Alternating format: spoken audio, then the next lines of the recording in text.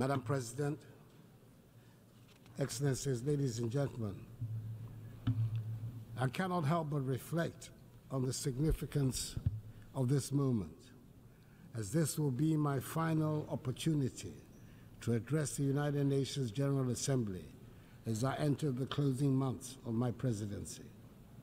Over the past 8 years, I've had the privilege of speaking on several variations of the essential themes that quite properly dominate the deliberations of this global assembly: the condition of humanity and the state of the planet. Serving the people of Ghana, and by extension those of West Africa, Africa, and the world, has truly been the greatest blessing of my life. Indeed, being here this morning fills me with both pride and humility. Pride in the limited progress we have made together as nations, and humility in recognizing the challenges that still remain. My time as president has been deeply fulfilling, and I'm profoundly grateful for the trust placed in me by my fellow Ghanaians. It has been an honor to serve them and to contribute to advancing peace, security, and development on the global stage. Mr. President, Madam President, I'm here with a heart full of hope, yet mindful of the great challenges that still confront us. As President of the Republic of Ghana and as a citizen of the world, I'm acutely aware of the shared responsibility we carry. Our work here is nothing less than shaping the future of humanity, a future that will affect generations long after we are gone. Leaving no one behind, acting together for the advancement of peace, sustainable development, and human dignity for present and future generations, reminds us that the decisions we take here will define whether we rise to meet the hopes of billions or continue to let inequalities and injustice persist. We owe it to those who look to this body for leadership, to act, and not just to talk. The world we live in today is a stark, unfortunate contrast of privilege and hardship. For too long, the voices of those marginalized, those left behind, have been drowned out. They constitute the bulk of humanity. These are the voices of the poor, the displaced, the vulnerable. We cannot in good conscience leave them behind.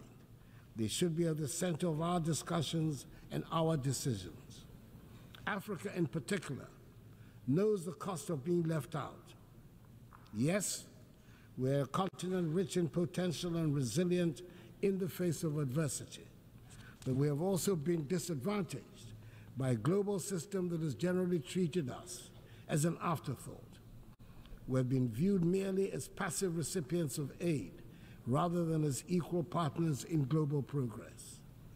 The well-meaning promises of assistance have failed to materialize to bring about the long-term change we so passionately need. Such aid as is offered often comes with strings attached, limiting our ability to shape our own futures. Africa is not a continent of despair. She's full of great possibilities. She's required, however, to chart a new course of development. Our young population is filled with energy, creativity, and ambition. The people of Africa are not asking for handouts. They're demanding opportunities in a new global architecture so they can have access to education, healthcare, and jobs to be able to build better lives for themselves, their families, and their descendants. In Ghana, we've taken bold and decisive steps to ensure that no one is left behind in our national development, and we have shown that it is possible. Our flagship free senior high school policy has benefited 5.7 million young people, many of whom would have been denied the opportunity to learn, to dream, and to succeed. This initiative has transformed the lives of millions, positioning the next generation of Ghanaians to take their place as leaders in the global economy. But this is just the beginning. We need a global commitment to ensure that every child, no matter where they are born, has access to quality education. A world where children are left unprepared for the challenges ahead is not a just world. Beyond education, we've also prioritized health care for our people. Through Agenda 111, my government has embarked on the largest ever health care infrastructure project in Ghana's history. This initiative is constructing 111 hospitals across the country, ensuring that even the most remote regions have access to modern health care facilities. This is part of our broader goal of ensuring that no one in Ghana is left without the basic right to health. We've also taken significant steps to boost food security and economic growth through the Program for Planting for Food and Jobs. This initiative has improved food production, created jobs, and enhanced incomes for millions of Ghanaians.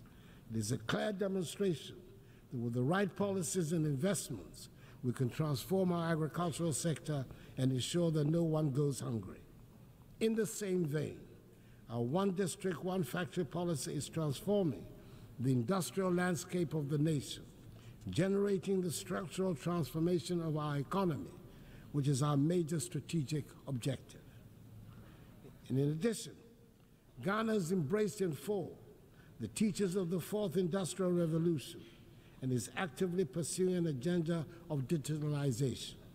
Under my administration, we've revolutionized public service delivery by integrating technology into governance.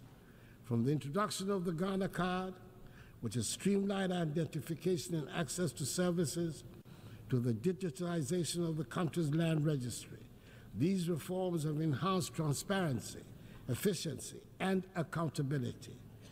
Digitalization has improved the lives of ordinary Ghanaians and has also laid the groundwork for sustainable economic growth in the digital age.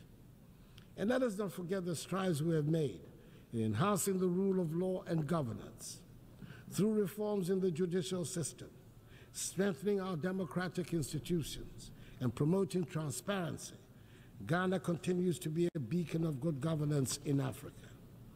We have enacted laws and implemented policies that uphold the principles of accountability and ensure that every Ghanaian, regardless of their background, is protected by the rule of law. Madam President, it is impossible to address the challenges of today without speaking of the contradictions that exist within this global institution. We gather here to discuss peace, but wars continue to ravage nations. We speak of justice, yet justice endures. Take the Russian invasion of Ukraine, for instance. Millions of lives have been uprooted. Thousands have lost their lives, and yet the Security Council has struggled to respond decisively, just as it is struggling to make a decisive intervention in the tragic ongoing war in Gaza and the Lebanon. The structure of the Council reflects a world that no longer exists, and its failure to act in times of crisis raises a difficult question. What is the purpose of the Security Council if it cannot intervene when the world needs it most? Reforming the UN Security Council is a matter of fairness and necessity. The current structure, created in 1945, no longer reflects the realities of today's geopolitical and economic landscape. Africa, Latin America, and South Asia remain underrepresented despite their significant influence on global affairs. This lack of representation undermines the legitimacy of the Council's decisions, and the use of veto power by a few permanent members often paralyzes its ability to act effectively during crises. Reform is essential to ensure that the Council is more inclusive, democratic, and responsive to the complex challenges we face today. The world has changed, and the Security Council must change with it to maintain its relevance in promoting global peace and security. For years, I've championed the need to reform the Security Council as per the Ezulwini Consensus, the common African position on UN reform, which calls for Africa to have permanent seats on the Council. It is incomprehensible that a continent of 1.4 billion people has no permanent voice in shaping decisions that affect global peace and security. The time for half measures is over. We need a Security Council that is fit for purpose in today's world. It is heartening, however, that finally the demand for reform has found acceptance by leaders of 2 of the 5 permanent members, President Joe Biden of the United States of America and President Emmanuel Macron of France. Hopefully, the others will soon follow suit. We must also recognize that the fight for peace goes beyond government actions. It is a fight for humanity itself. In Africa, we have often borne the brunt of conflicts, sending our troops to peacekeeping missions with limited support from the global community. While I'm pleased to see the UN now taking steps to finance peacekeeping in Africa, an outcome of Ghana's presidency of the UN Security Council, we must go further. Peacekeeping alone is not enough. We must address the potential causes of conflict, poverty, inequality, and lack of opportunity. True peace comes from investing in education, healthcare, and economic development. However, peace cannot be imposed from the outside. It must be built from within. African nations must take ownership of their security, and the African Union needs to strengthen itself to be able to respond swiftly to threats. Madam President, as I speak today, ongoing developments in West Africa are deeply troubling. Military coups in Mali, Guinea, Burkina Faso, and Niger threaten the democratic progress we have worked so hard to achieve within the ECOWAS community. These coups are stark reminders that democracy is indeed fragile and must be continually nurtured. In Ghana, however, we will remain resolute in our commitment to democracy. As my presidency draws to a close, I want to assure this Assembly that the upcoming 2024 elections in Ghana will be free, fair, and transparent. Ghanaians have demonstrated time and again in the last 3 decades their strong attachment to democracy, which they will not permit to be undermined. The Electoral Commission, supported by Ghana's security services, is well equipped to ensure that the will of the Ghanaian people is respected. Ghana has long been a beacon of democracy in Africa, and we intend to keep it that way. The 2024 elections will be proof of our enduring adherence to the rule of law, transparency, and the principles of democratic accountability that have guided our nation in recent decades. Madam President, we find ourselves at a pivotal moment in history. The decisions we make today will shape the future of our world. We can choose to act with courage, compassion, and a commitment to leave no one behind, or we can choose inaction and allow the suffering of millions and the degradation of the planet to continue. Let me end by reminding us all that the future is not something that simply happens. It is something we create.